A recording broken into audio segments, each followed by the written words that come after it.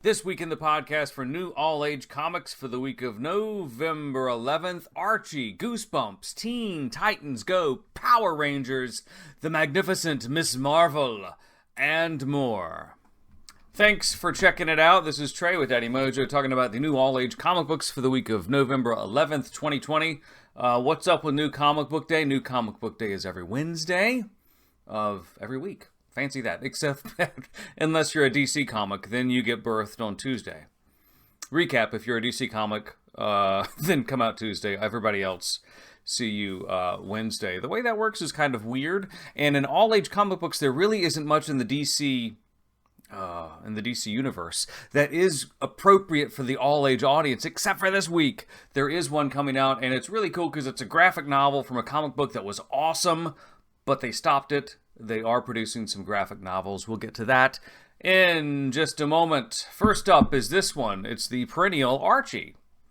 Archie and Friends. This is a fall festival. It's a one-shot. It's only $2.99. What's not to love about this? And this is a comic book. I know sometimes you go to the supermarket, you go to the checkout line, you see those little square magazines. Those come out regularly also. And there's a new square Archie collection that comes out this week also at your local grocery store. But if you go to the comic book store, you can pick this up for only $2.99. It's Archie and Friends Fall Festival. And it's funny because I look at the cover to this and they look a little more grown up than usual. I mean, they're still obviously your tween or no, these are teens. These are teenagers, but they look a little more teenager-y. They're not doing inappropriate things. They just look bigger and older. Or I'm shrinking. It's Archie and Friends Fall Festival, issue number 1 of a one-shot. Check it out this week. This miniseries is bonkers. Love this miniseries from IDW Publishing. It's in the same vein of Marvel Action and Star Wars Adventures. It's that good because it captures the oomph and the scares and the action that upper elementary school kids want without it being too much or too real or inappropriate. Goosebumps, Secrets of the Swamp. Issue number 2 of 5 is out this week. And IDW does such a great job with stories like this. Stories that are just a little bit scary, but they're age appropriate. And it crosses over also to Star Wars and comic book superheroes with the Marvel Action. Check this out if you've got a mid to upper elementary school kid reader who wants something a little scary, but not graphic in any sort, that doesn't water down the story. And that's what really makes a great all-age comic book an all-age comic book. It's something that is by default in definition, a comic book, but it's still entertaining without treating the readers like they're babies or demoing down the entertainment. That's what I mean by an all-age comic book, and Goosebumps, Secrets of the Swamp does that in spades. It's awesome. Now, the DC release I was talking about is up next. Teen Titans Go. First off, this is one of the smartest cartoon series on television that you can find from Cartoon Network. It's brilliant. It works on so many levels. It's intelligent. It's slapstick. It is great. Likewise, the movies. The comic books were awesome when they were coming out on a bi-monthly rotation. That has stopped, which is a bummer. But in its place, we are getting some really great original graphic novels. The first of which came out a couple of weeks ago. Wow, no, it's been about 2 months. Was the first Teen Titans Go graphic novel. The second one is out this week. It's Teen Titans Go. Roll with it. I don't think Steve Winwood was involved with this because this is a trade paperback that involves Robin and a series of dice. Dice, and it's really cool because we have one of these back here. If you get a chance to buy one of these at a con, I really recommend it. I think it's a 100-side die like this one. This is great fun for chores around the house, for anything. Our kids love it. Side note, this comic book, this graphic novel, is going to be fabulous for those middle school kids and up. Case in point, our 9-year-old liked reading this being the graphic novel when it came out about 2 months ago. Our 11-year-old likes reading it. It's great stuff. And it's funny because you can tell we recently had birthdays because I don't know how old my kids are. This is a great graphic novel that's going to be appropriate for those kids, middle elementary school and up. I'll say way up. This is one of those all-age comic books that's going to skew all the way through middle school and high school and even those adults that dare enter and read it. Power Rangers. This is a new series. And I'm not really sure what's going on. I need to read the issue. Boom Studios sent us a copy of it. Thank you very much. We're going to read it tonight. It's the Mighty Morphin Power Rangers, but it's issue number 1.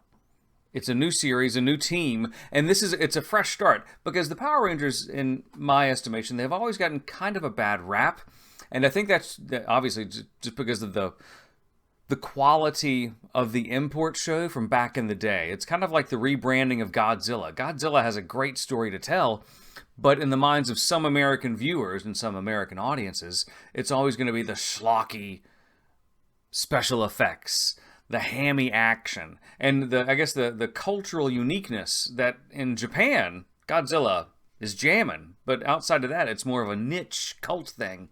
That's kind of what's happened with the Mighty Morphin Power Rangers to an extent. The movie wasn't that good. It could have been. It was okay.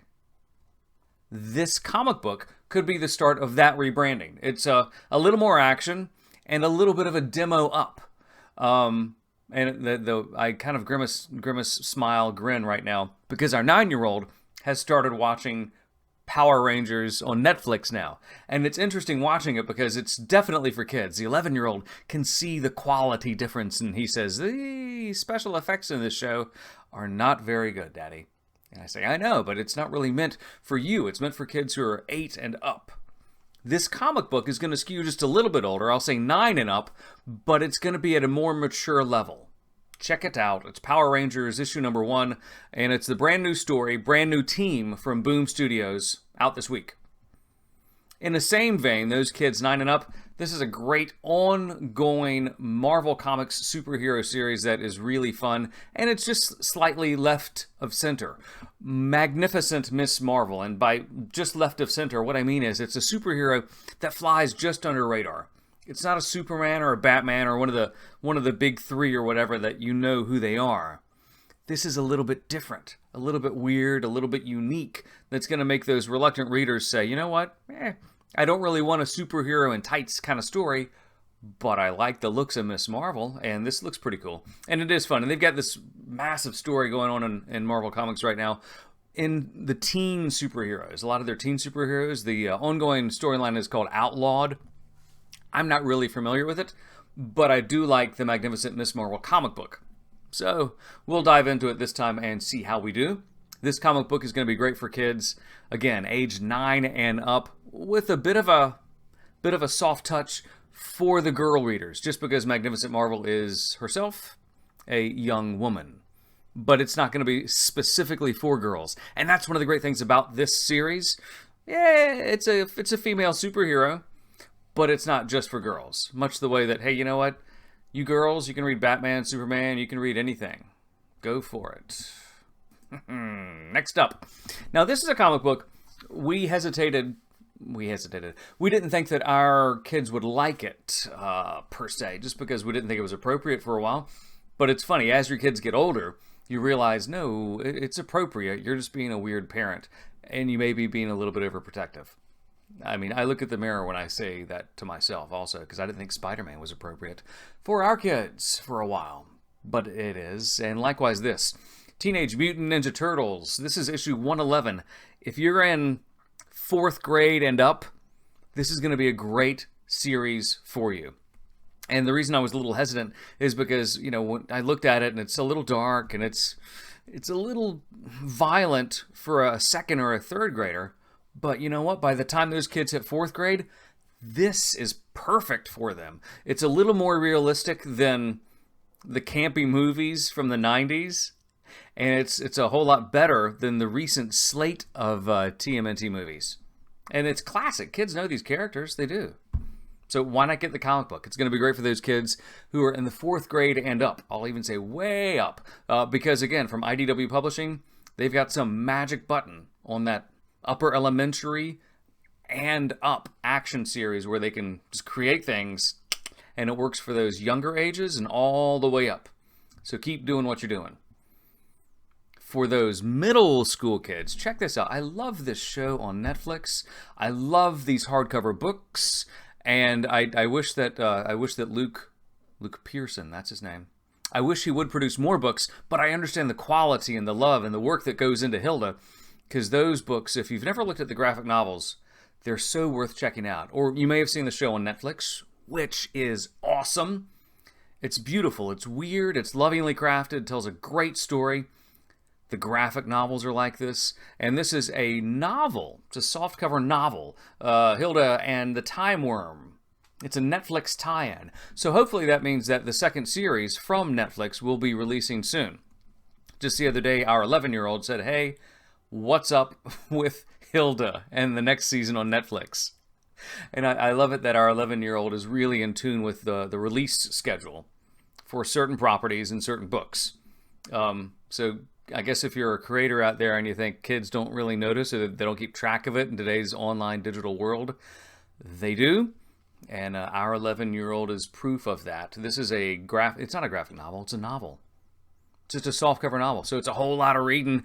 But I know that our 11-year-old read the first one. I think this is the third one. There may even be this being the third in an ongoing series, in the Hilda novel series that ties in with Netflix. It's beautiful. It's great. And if you love the series, you will love this. If you love the graphic novels, you'll dig it also. Middle school and up. Are you studying World War II? Now, war comics are something that I kind of grew up with when I was a kid, to an extent, like Sergeant Rock and stuff. And this is a war comic, but it's different because it's factual, and it takes a look at real battles, real naval battles of the 20th century. It is actually the great naval battles of the 20th century. This is a graphic novel. Beautiful art. It retails for a higher price point just because of who it's being marketed to and who it's appropriate for. $25 is the asking price on this. But the art is beautiful. Each panel looks like a painting. And it's true, but not. It doesn't glamorize war. If you've ever seen any of the current war comics, the current war graphic novels, they do a great job in balancing history with the way we think now. In other words, it doesn't look at history from a prism of regret. It looks at it from a prism of fact and wow, this really happened, without opinionizing the story or the period contrasted with today's school of thought. Beautiful stuff. If you like graphic novels and you learn history through reading about it in graphic novel form, that's a great way to learn. We've got some awesome graphic novels that are based on history. World War II, World War I, the Blitzkrieg, the Red Baron, all that stuff right behind me there. Those are great to learn from, and this is going to follow in concert with them. It is great naval battles of the 20th century for those older readers, just because it's a higher price point and the art will mandate it as such.